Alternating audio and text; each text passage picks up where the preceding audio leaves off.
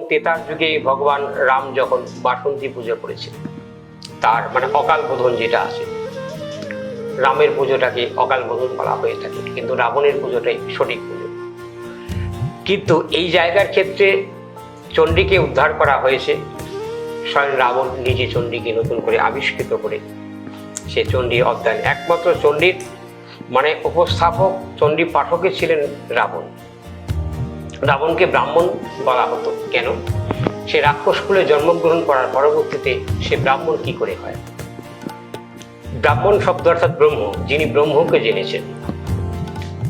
আমার বিগত একটি তথ্যের আগে আমি একটি অনুষ্ঠানের আগে আমি বলে গিয়েছি যে ব্রহ্মতত্ত্ব শব্দ অর্থাৎ ব্রাহ্মণ, এবং পরমাত্মাকে ব্রহ্ম বলা হয়।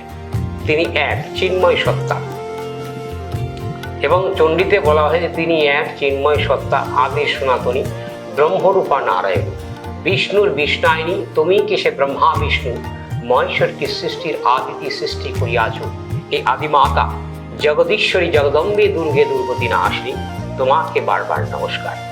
এবং আমরা এই চণ্ডীর অধ্যায়, এটা সংস্কৃতটাকে আমি বাংলায় ব্যাখ্যা করলাম।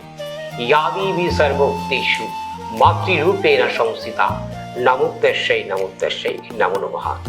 এবং রূপম দেহি যশো দেহি দিশো জহি, অর্থাৎ রূপম দেহি শব্দ অর্থাৎ রূপ প্রদান করো, যশো দেহি শব্দ অর্থাৎ যশ প্রদান করো।